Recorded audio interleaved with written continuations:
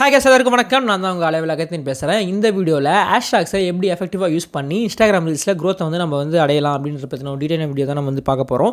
ஏற்கனவே எடிட்டிங் ட்ரிக்கில் ஒரு சின்ன சிம்பிளான ட்ரிக் யூஸ் பண்ணி எப்படி யூஸ் அதிகமாகலான்றதை பற்றி நான் ஒரு வீடியோ போட்டிருக்கேன். அதோட லிங்க்கை நான் கீழே டிஸ்கிரிப்ஷனில் தரேன், மறக்காமல் போய் செக் பண்ணி பாருங்கள். இந்த வீடியோவில் ஹேஷ்டாக்ஸை பற்றி நம்ம கொஞ்சம் டீட்டெயிலாக ப்ரீஃபாக பார்த்துட்டு என்னோட ஸ்ட்ராட்டஜியை நான் எக்ஸ்பிளைன் பண்ணுறேன். அட் சேம் டைம் நான் ப்ரூஃபை உங்களுக்கு காமிக்கிறேன். அது எந்த அளவுக்கு எனக்கு ஒர்க் அவுட் ஆச்சு, நான் போடுற அடுத்தடுத்த போஸ்ட்டுக்கும் நிறைய என்கேஜ்மெண்ட் ஆடியன்ஸ் கிட்ட கிடச்சிது. அதை பற்றி ஒரு டீட்டெயிலான ஒரு வீடியோவாக இந்த வீடியோ இருக்க போகுது. ஸோ ஸ்கிப் பண்ணாமல் இந்த வீடியோவை ஃபுல்லாக பாருங்கள். வெயிட் பண்ணாமல் வாங்க வீடியோக்குள்ளே போகலாம். ஃபர்ஸ்ட் ஆஃப் ஆல் அந்த ஸ்ட்ராட்டஜி பற்றி தெரியறதுக்கு முன்னாடி இன்ஸ்டாகிராமில் ஹேஷ்டாக்ஸை பற்றி இன்ஸ்டாகிராம் என்ன விஷயங்கள்லாம் சொல்லியிருக்காங்க, அஃபிஷியலாக அவங்க என்ன சொல்லியிருக்காங்கிறத பற்றி பார்த்துருவோம். இன்ஸ்டாகிராமில் நீங்கள் ஒரு போஸ்ட்லேயோ இல்லை ஒரு ரீல்லையோ நீங்கள் அதிகபட்சம் 30 ஹேஷ்டாக்ஸ் வரைக்கும் நீங்கள் யூஸ் பண்ணிக்கலாம். ஆனால் ஆப்டிமலாக 3-5 ஹேஷ்டாக், அதாவது 3-5 ஹேஷ்டாக், 5-8 ஹேஷ்டாக் இதுக்குள்ளே நீங்கள் யூஸ் பண்ணுறதே போதுமானதுன்னு அவங்களே சொல்லியிருக்காங்க. கிரியேட்டர் ப்ரோக்ராமில் நான் பார்க்கும்போது அவங்க அந்த விஷயங்கள் சொல்லியிருக்காங்க. நிறைய பேருக்கு அது ஒர்க் அவுட் ஆன ரிசல்ட்ஸையும் நான் பார்த்துருக்கேன். ஆனால் அது எப்படி யாருக்கெல்லாம் ஒர்க் அவுட் ஆகுன்னு பார்த்தீங்கன்னா, ஒரு ப்ராடான ஆடியன்ஸ் இருக்கிற ஒரு நீச்சில் போடுறாங்க. உதாரணத்துக்கு இப்போ ட்ராவல் வீடியோஸ் போடுறவங்க, இல்லை ஃபன்னியான வீடியோஸ் போடுறவங்க, ஃபுட்டு பற்றி போடுறவங்களுக்கு அது இப்போ ஆப்டிமலாக ஒர்க் அவுட் ஆகும்.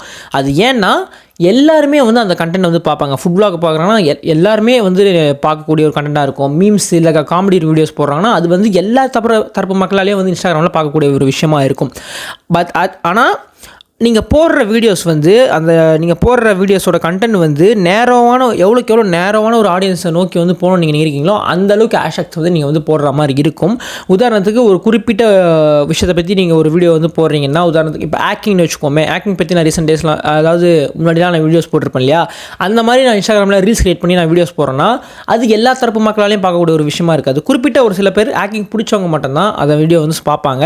அதனால் அதுக்கேற்ற ஹேஷ்டாக்ஸ் நம்ம ப்ராப்பராக யூஸ் பண்ணுற மாதிரி இருக்கும். இப்போ ட்ராவல் ஃபுட்டுன்னும் போது நீங்கள் ஒரு 3 ஹேஷ்டாக் 4 ஹேஷ்டாக் போட்டு நிறைய வியூஸ் எடுத்தவங்க நான் ஏற்கனவே பார்த்துருக்கேன். உங்களோட நீச்சை பொறுத்து நீங்கள் நம்பர் ஆஃப் ஹேஷ்டாக்ஸ் யூஸ் பண்ணுறது மாறும்.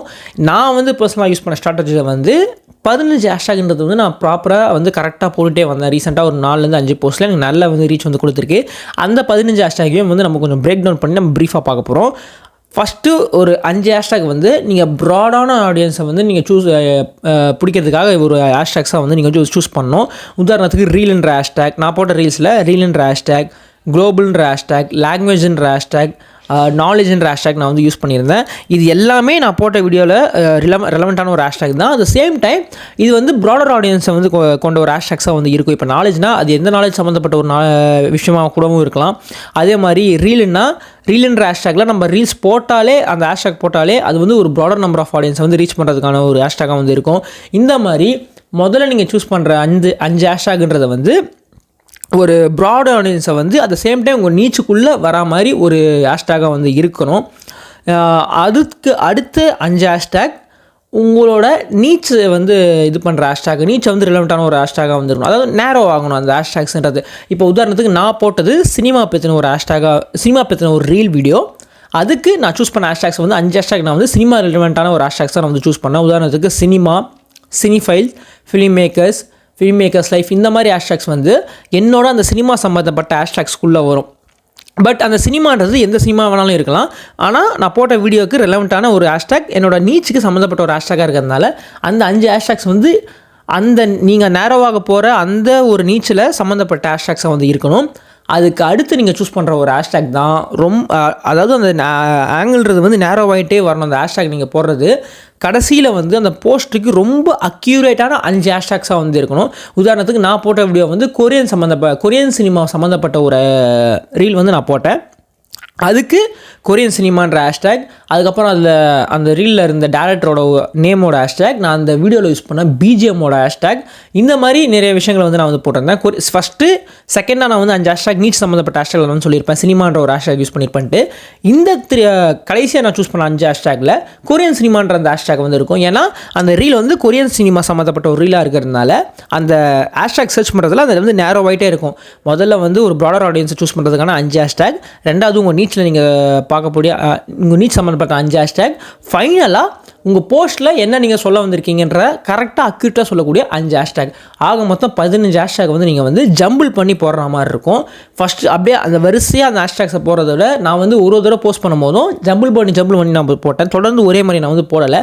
15 ஹேஷ்டேக் நான் ப்ராப்பராக யூஸ் பண்ணேன். அதே மாதிரி கேப்ஷன்ஸை வந்து என் வீடியோவுக்கு ரெலவெண்ட்டான கேப்ஷனாக தான் வந்து போட்டிருந்தேன்.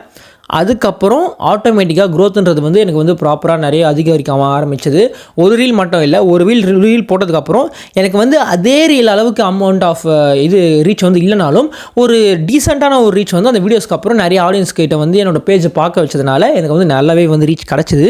இதுக்கப்புறம் போட்டுட்ருக்கிற ரீல்ஸ்லேயும் வந்து நிறைய ரீல்ஸோட அந்த என்கேஜ்மெண்ட்டும் ரீச்சும் வந்து கிடச்சிக்கிட்டு தான் இருக்குது. அதை வந்து நான் யூஸ் பண்ண அந்த ரீலோட வீடியோ வந்து நான் டிஸ்கிரிப்ஷனில் தரேன், மறக்காம போய் நீங்கள் செக் பண்ணி பாருங்கள்.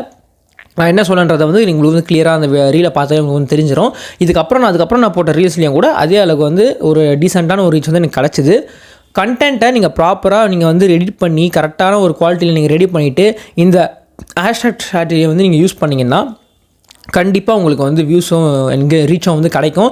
அதே மாதிரி ஒரு வீடியோ போட்டவொன்னே உங்களுக்கு வந்து ரீச் கிடைக்குமான்னு கேட்டிங்கன்னா கிடையாது. நான் அதுக்கு முன்னாடி ஏகப்பட்ட வீடியோஸ் வந்து நான் போட்டிருந்தேன். கிட்டத்தட்ட ஒரு 43 போஸ்ட் போட்டு அதில் நிறைய விஷயங்கள் ட்ரை பண்ணி அதில் நிறைய ஃபெயில் ஆகி நிறைய வந்து ஒர்க் அவுட் ஆகி அதுக்கப்புறம் இந்த மாதிரி ஒரு ஸ்ட்ராட்டஜியை கண்டுபிடிச்சி நான் யூஸ் பண்ணும்போது தான் எனக்கு கிடச்சி. அதனால் ஒரு வீடியோ 2 வீடியோ போட்டு தயவு செஞ்சு நீங்கள் வந்து டிமோட்டிவேட் ஆகிடாதீங்க. நிறைய விஷயங்கள் நீங்களே வந்து ட்ரை பண்ணுங்கள்.